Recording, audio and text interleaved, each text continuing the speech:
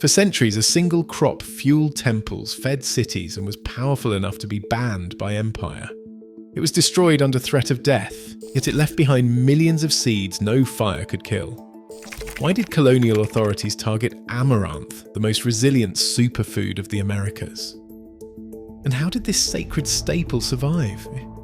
Hidden in plain sight while the world forgot. The forbidden story starts where faith, food, and power collide. In the heart of the Mexica world, amaranth was more than a crop. Known as huautli, its seeds filled the granaries of Tenochtitlan and the pages of the Florentine Codex, where Nahua scribes painted scenes of women grinding the tiny grains for festivals and daily bread.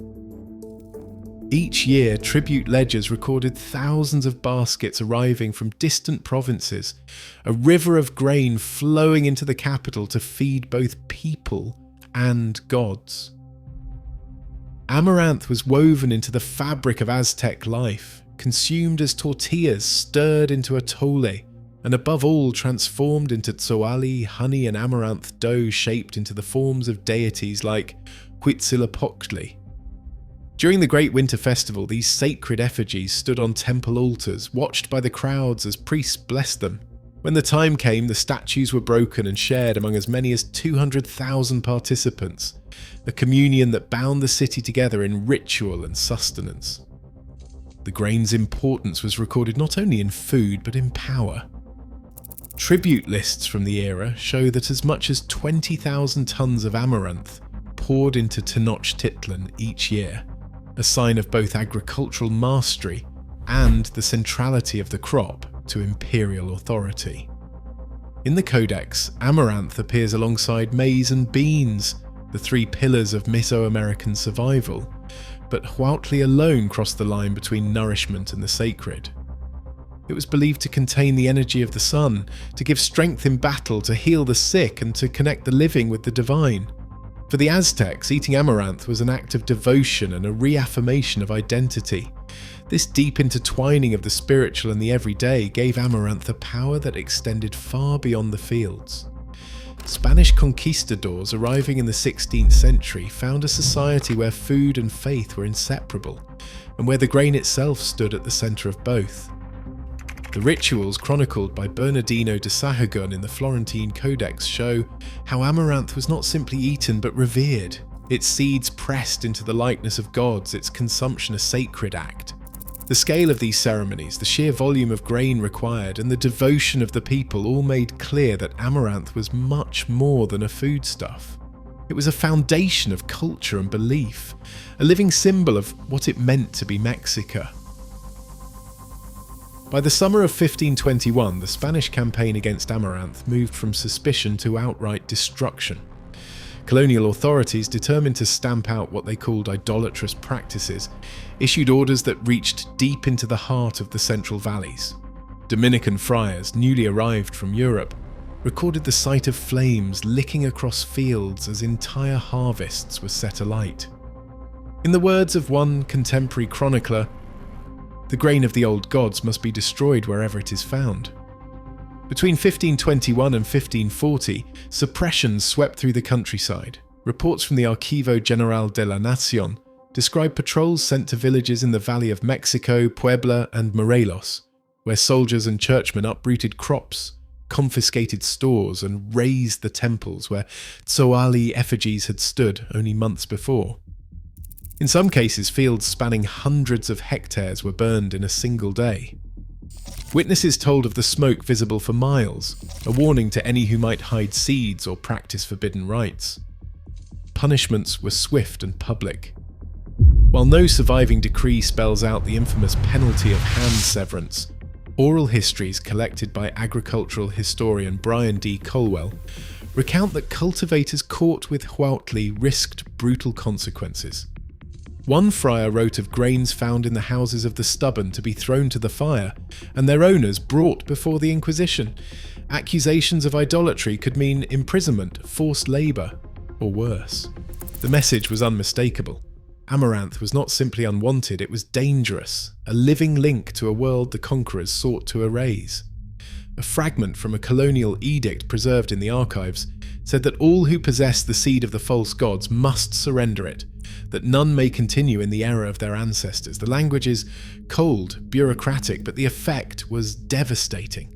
Over 10,000 hectares of amaranth fields, once the backbone of local economies, vanished from official records by 1540. The grain's disappearance was not accidental. It was the result of a coordinated, relentless campaign to sever food from faith and faith from identity. Historians today point to this period as one of the most aggressive agricultural suppressions in the Americas. As Dr. Colwell notes, the Spanish burned 10,000 hectares to erase indigenous religion. Yet, even as fields burned and temples fell, the question remained, could a grain so deeply rooted in memory and soil ever truly be destroyed? In the quiet shade of adobe walls, a Nahua elder presses a handful of seeds into her palm. She speaks of a time when even a grain of amaranth could bring suspicion, when the walls themselves seemed to listen. Her grandmother, she recalls, hid seeds inside the hollow of a roof beam, wrapped in cloth and tucked beyond the reach of inquisitors or neighbours who might inform. In some villages, families buried jars beneath the floor or mixed amaranth with beans to disguise it from passing friars. Plots shrank to the size of gardens, less than 1/10 of a hectare tucked behind maize or scattered among weeds, always just enough to keep the memory alive, but never enough to draw the eye of authority. Oral histories from Puebla and Guerrero echo this pattern, seeds traded by night, passed in secret from mother to daughter, father to son. The act of planting became an act of quiet defiance, carried out at dawn or dusk. Away from the roads, in the highlands, some families sowed amaranth among the rocks where livestock would not graze, trusting its resilience to survive neglect and drought. The grain that once filled the granaries of emperors now survived in handfuls, guarded like a family secret. In a small kitchen, a chef pours a stream of tiny seeds into a clay bowl. She learned this from her own grandmother, who never spoke of amaranth outside the home. The seeds are toasted on a comel until they pop, then mixed with honey into a warm, fragrant dough. With practiced hands, she shapes the mixture into small bars. Alegria, the name itself a whisper of joy. She explains that for generations, recipes like this were never written, only remembered. Each step, rinsing the seeds, watching for the first pop, feeling the dough come together, carries the weight of survival and the promise of return. Seed keeping was more than agriculture. It was an act of memory. Families stored seeds in gourds, cloth sacks, or even inside hollowed-out walking sticks. Some elders recall ceremonies for blessing the new harvest performed in secret, away from the church bells. The survival of Amaranth depended on these small acts, the decision to save a handful of grain, the courage to plant it in hidden corners, the sharing of a recipe at the family table. In this way, the grain endured not just as a plant, but as a thread connecting generations, a quiet resistance woven into daily life. Amaranth's survival was never a matter of luck. Its biology wrote a different story, one that defied centuries of campaigns to erase it. Agronomists today point first to photosynthesis. Amaranth belongs to a rare group of plants known as C4, a term that signals remarkable efficiency. In practical terms, this means the plant can thrive in heat and drought, pulling carbon from the air and turning sunlight into energy faster than most crops. While neighbouring fields withered, Amaranth kept growing, sometimes with only a few inches of rain. Maturation comes quickly, with some varieties reaching harvest in as little as 30 days, others stretching just past 2 months. This rapid cycle let it slip between the cracks of colonial surveillance, sown, grown and harvested, before authorities could react. But speed is only part of the equation. Each mature plant can produce over 100,000 seeds, tiny, light and easily scattered by wind or water. These seeds do not all sprout at once. Instead, they settle into the soil and wait, some lying dormant for decades. Seed banks, as scientists call them, can persist for 40 years or more, releasing new plants season after season, long after the original field has disappeared from sight. This dormancy is a built-in insurance policy. Even if every visible plant is burned or uprooted, the next rain can bring a new flush of growth from hidden reserves. In the wake of colonial destruction, this trait allowed amaranth to reappear anywhere the earth was disturbed, along roadsides, in abandoned lots, or tucked between rows of maize. Modern weed science offers a striking parallel. In 2005, farmers in Arkansas noticed something unusual in their soybean fields. Palmer amaranth, a close relative of Huautli, had developed resistance to glyphosate, the world's most widely used herbicide. The plant's C4 engine, prolific seed output, and genetic diversity made it nearly impossible to control. By 2020, Palmer amaranth was costing US key agriculture over $1 billion a year in lost crops and control measures. Researchers traced these traits, drought tolerance, rapid growth, and relentless seed banks back through centuries, finding echoes of the same resilience that let amaranth survive colonial bans. This is not just a story of a weed outsmarting chemicals. The same traits that frustrate modern farmers once allowed amaranth to slip through the cracks of empire. Its biology is not an accident, but a strategy honed over thousands of years. Seed dormancy meant that a single hidden jar or even a handful lost in the soil could restart a crop years later. C4 photosynthesis meant survival in marginal soils, on rocky hillsides, or in hidden corners where maize and wheat could not compete. In the words of one agronomist, amaranth is impossible to kill because it is built for survival. The persistence of amaranth is not just a footnote in the story of colonial agriculture. It is the blueprint for how a food can outlast empire, prohibition, and even modern attempts at eradication. Its ecological playbook of speed, numbers, and patience explains why, despite every effort to erase it, amaranth remains rooted in the soil, waiting for a new season to begin. Amaranth's survival story extends beyond resistance. It is written in the very structure of its seeds and leaves. Modern nutrition scientists point to amaranth as one of the most nutrient-dense grains ever cultivated in the Americas. A single 100-gram serving of amaranth grain offers 13 to 15% protein, a figure that rivals or surpasses both wheat and maize. But the distinction runs deeper. Amaranth is rich in lysine, an essential amino acid that is scarce in most cereals. This means its protein is more complete, supporting growth and repair in ways maize and wheat cannot. The same serving delivers 7.6 milligrams of iron, nearly 3 times more than maize, and 159 milligrams of calcium, outpacing wheat by a wide margin. Its seeds contain squalene, a natural antioxidant usually found in shark liver oil, now prized for its potential to support immune health. The leaves, often overlooked in Western diets, are a powerhouse on their own.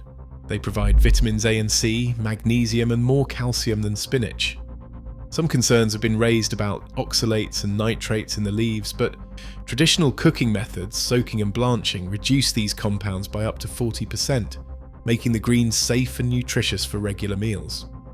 Nutritionists note that amaranth's versatility allows it to appear as both a grain and a leafy green, fitting seamlessly into porridges, flatbreads, salads, and stews. For those seeking gluten-free options, amaranth offers a natural alternative, supporting people with celiac disease or gluten sensitivity. Amaranth's value is not limited to nutrition. Its ability to thrive with minimal water and poor soils makes it a lifeline for regions facing drought and unpredictable weather. Farmers report that amaranth can mature in as little as 30 days and requires far less fertilizer or pesticide than most staple crops. Urban growers, from rooftop gardens in Mexico City to community plots in Los Angeles, are rediscovering its potential for small-scale, sustainable food production. In the words of one nutrition scientist, amaranth stores more lysine than maize, and that matters for protein quality. As climate change puts pressure on food systems, crops like amaranth offer not just a link to the past, but a blueprint for the future of healthy, resilient diets. By the late 20th century, the story of amaranth was tangled in a new web of obstacles. This time not fire or decree, but policy and paperwork. In 1978, the Mexican government launched Proyecto Amaranto, a bold experiment meant to bring the ancient grain back to the center of rural life. At its height, the project supported over 20,000 hectares of amaranth fields, stretching from Puebla to the highlands of Oaxaca. Farmers received technical support and seeds, while state-run cooperatives promised to buy their harvests. For a moment, it seemed as if the grain might reclaim its place in the national diet. But by 1982, the project collapsed under the weight of economic crisis and shifting priorities. Oil prices fell, Mexico's debt soared, and international lenders demanded austerity. Funding for Amaranth dried up overnight. The fields that had been replanted with such hope were left to wither. Maize, backed by subsidies and global markets, once again dominated the countryside. As one agrarian historian noted, Amaranth was sacrificed to save the peso. Legal barriers soon followed. New seed laws introduced in the wake of the Green Revolution required farmers to use only certified varieties, most of them hybrids bred for export or industrial processing. Native Amaranth, with its dizzying diversity and local adaptations, was left off the official lists. Smallholders who saved their own seeds faced bureaucratic hurdles at every turn. Seed banks like Kimiti held over 200 accessions of Amaranth from across Mesoamerica, but the flow of seeds back to farmers slowed to a trickle. Grassroots groups stepped in to fill the gap.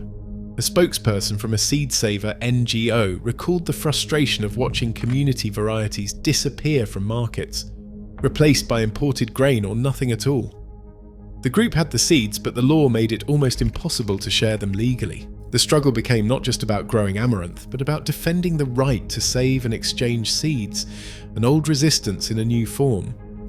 In 2023, a long-awaited reform to Mexico's seed law finally opened a path for native grains. Cooperatives and community banks could now register and distribute traditional varieties, bypassing the old certification bottleneck. For advocates and farmers alike, this change marked more than a legal victory. It was a recognition that food sovereignty depends not just on what can survive in the soil, but on what is allowed to flourish in the law. Today, Amaranth survives not just in fields, but in the hands of farmers reclaiming forgotten crops for a changing climate. As industrial agriculture narrows our choices, Amaranth's resilience and nutrition challenge us to rethink what we've lost and what we can restore. Food once outlawed now grows where monocultures fail. Sometimes the future of our tables depends on remembering what others tried to erase. What would you bring back to your plate?